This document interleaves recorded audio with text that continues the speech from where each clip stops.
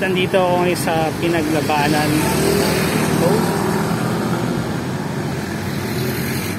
Ito, pinapakita ko lang sa inyo yung bike lanes. Both sides ng Pinaglabanan. Ayan, ginagamit nila. May bollards na po dito. Which is nakakatuwa rin para sa mga bikers.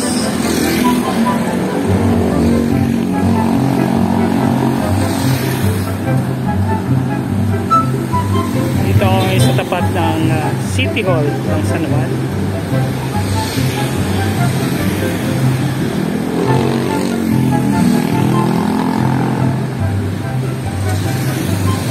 Good development daw para sa City of San Juan. Kasi kahit pa paano na-address nila yung pangangailangan ng mga tao. Dahil sa due to pandemic talaga, nagkaroon ng shortage sa transportation.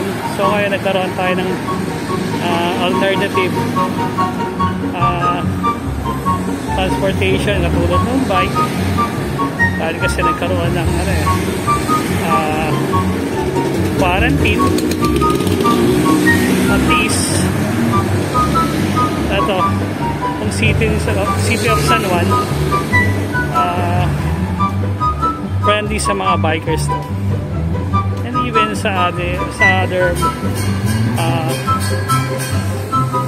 ating ibang motorista. Ito, lakad lang tayo. So hindi lahat ng road dito sa San Juan may bollards, pero meron siyang lane gaya yan. May bike lane siya.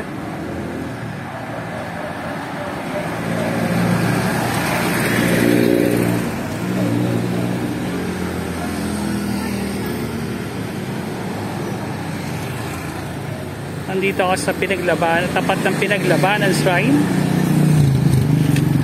Ayan o. Napapakinabangay ng mga bikers dito to. So good. Good job to.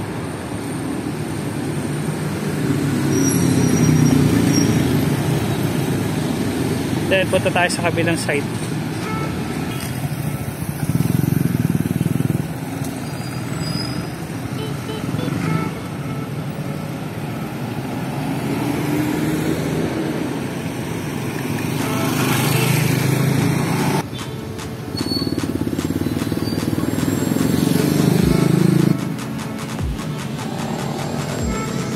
Okay, nandito na ako sa kabilang side. Ito yung papuntang Domingo going to Manila. Yung kanina going to Ortigas, Quezon City, and pwede ka rin pumuntang Pasig, Makati, and Caloocan. Madaming shortcutan dito.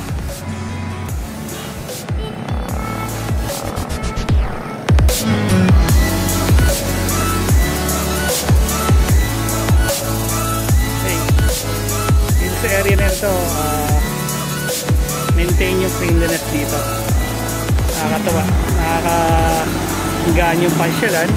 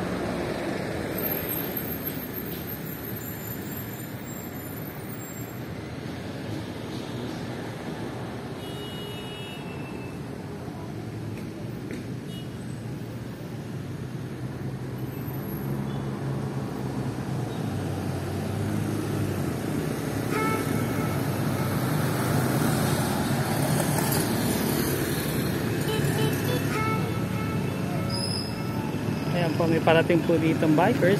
I don't know kung tatawid pala siya. Okay guys, quick update lang dito sa San Juan. Pinakita ko lang yung development na ginawa ng city government dito sa tapat ng pinaglibanan shrine.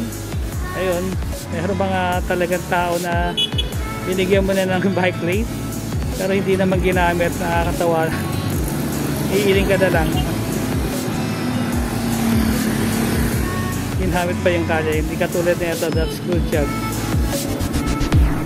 Okay, thank you for watching Hogarth TV. Please subscribe.